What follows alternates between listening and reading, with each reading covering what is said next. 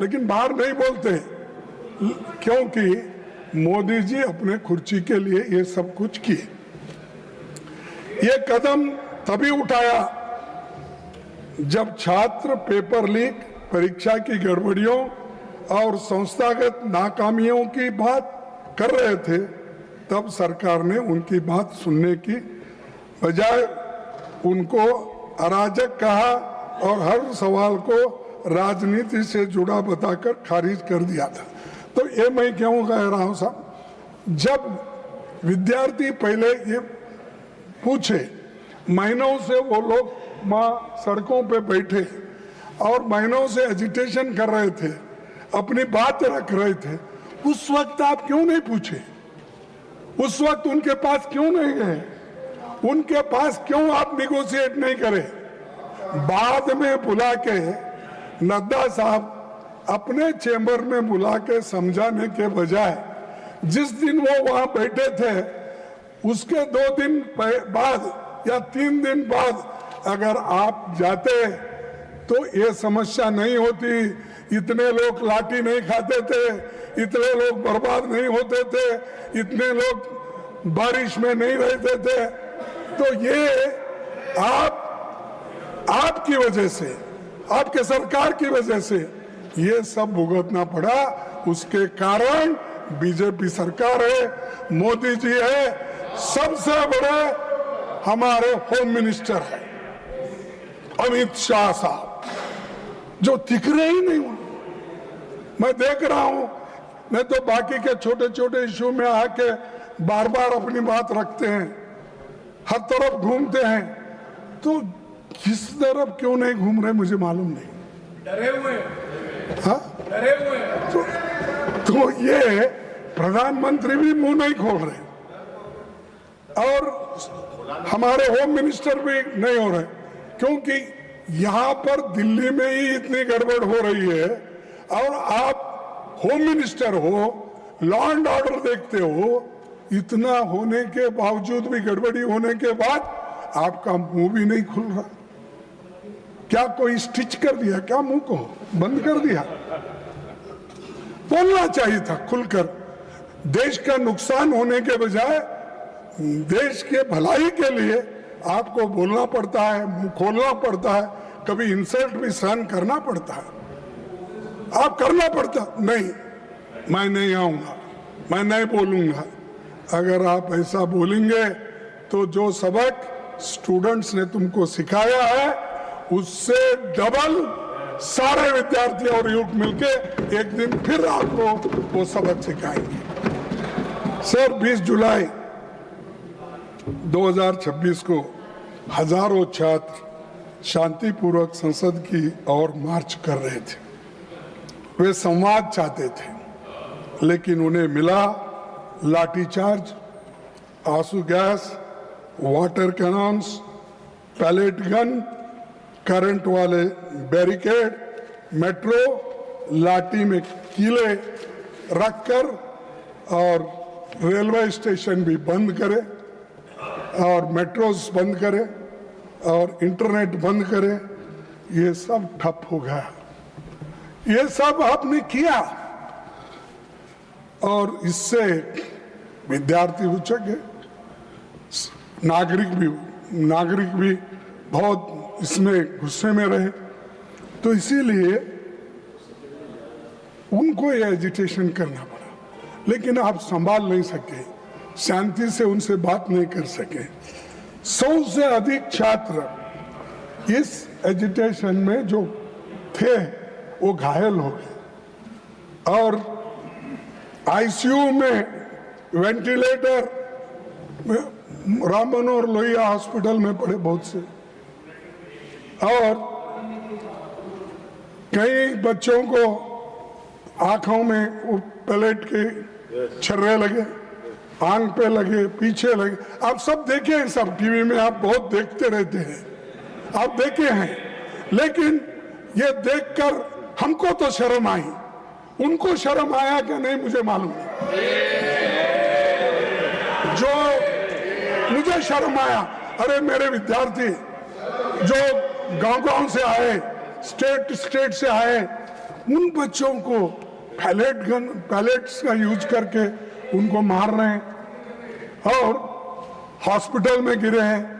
किसका आंख गया, किसका कान गया, किसका हाथ गया, किसका पैर टूटा। इसका जिम्मेदार कौन है? इसका जिम्मेदार आप है, होम मिनिस्टर है। आप बंद कमरे में रह के आप सुन रहे होंगे मेरी बात, लेकिन आप बंद कमरे में रह के बहुत दिन छुप नहीं सकते। एक दिन हम बाहर खींच के लाएंगे और जनता के सामने हम दिखाएंगे इनके दिल में क्या है।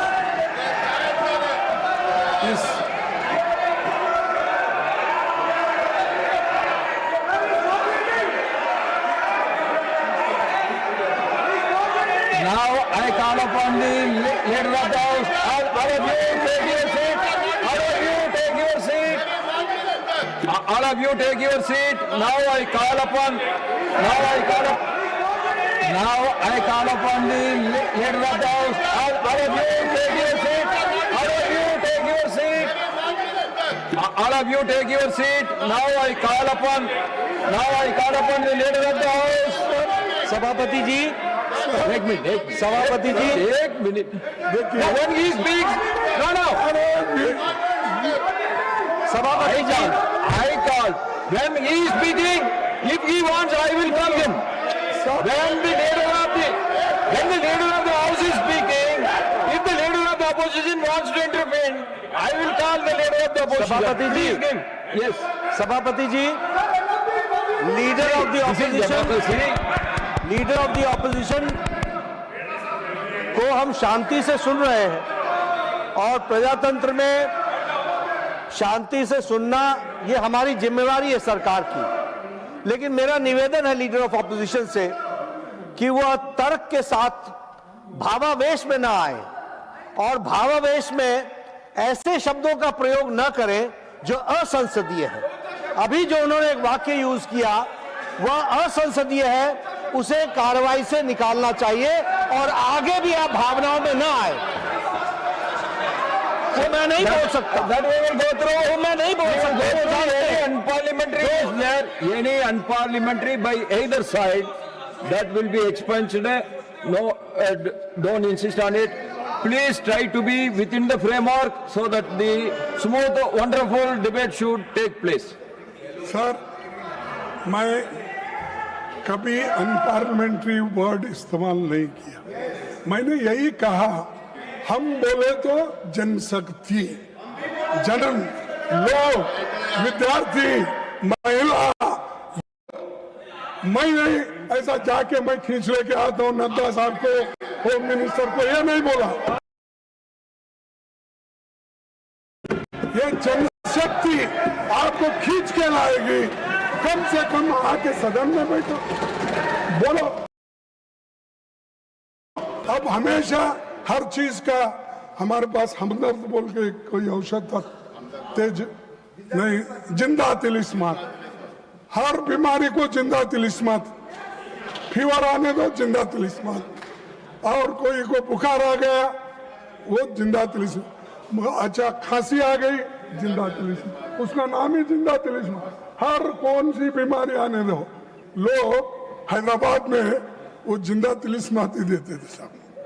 तो वैसा इनके पास कोई नहीं। हमेशा जो अपने पोर्टफोलियो के विषय रहते हैं, ठीक है, एक आधा बार हमारे स्टेट मिनिस्टर्स उनके तरफ से बोलेंगे, कोई बहुत ही अर्जेंट काम है, ठीक है वो बोलेंगे, लेकिन हमेशा सारी बात नड्डा साहब को लगा देते हैं। वो नड्डा साहब हर चीज का वो निभाते हैं। और उसके बाद अब जितेंद्र सिंह आए, हर चीज को उनको आगे करते हैं। और ये सब क्या है, ये सब जिंदा तिलिस्मात का काम कर रहे हैं। छोड़ो सर, 20 जुलाई की घटना के तुरंत बाद सरकार को देश के सामने पूरी सच्चाई रखनी चाहिए थी, लेकिन हैरानी है कि इतनी बड़ी घटना के बाद भी आज तक मैंने कहा पीएम या एचएम अपनी बात नहीं रखे, इसके बारे में रिग्रेट भी नहीं करे। रात के 12 बजे, रात के 10 बजे इंस्टाग्राम उसमें ऐसा लेके बात कर रहे हैं, और क्योंकि उनको नींद नहीं आ रही थी, बहुत परेशान थे। अरे आपको तो मन की बात बोलने की आदत है, आपको तो हर बात में इंटरफियर करने की आदत है, आपको तो पिछले सरकार को 100 बार गालियां देने की आदत है। कम से कम बच्चों को एड्रेस करने के लिए आपको समय नहीं मिला, रात के 12 बजे मिला। और दूसरे बात, धन्यवाद वो भी रात के 12 बजे। Thank you friends. ये नए उन्होंने प्रयोग किए, नहीं तो हमेशा हिंदी में बोलते थे।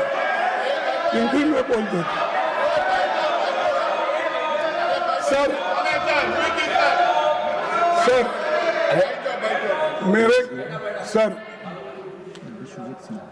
अरे कोई पार्लियामेंट्री नहीं है मेरा, क्यों दिखा रहे तुम? कुछ नहीं उसमें। सर मैं आपसे पूछना चाहता हूं, आपके माध्यम से उनको पूछना चाहता हूं, लाठी चार्ज कराने के लिए, आंसू गैस करने के लिए, छोड़ने के लिए पैलेट गन के इस्तेमाल का आदेश किसने दिया?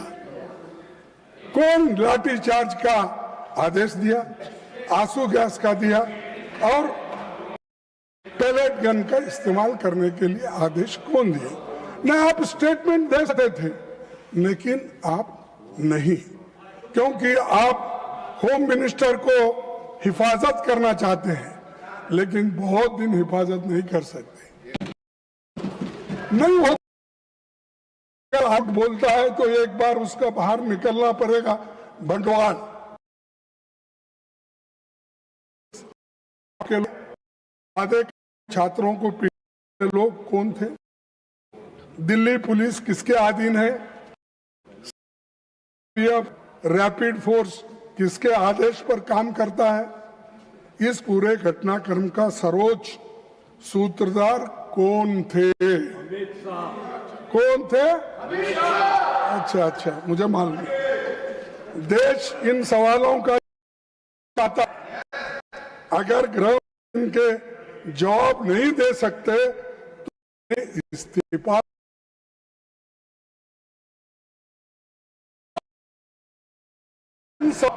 अगर उनके पास नहीं है, अगर वो सफल दे सकते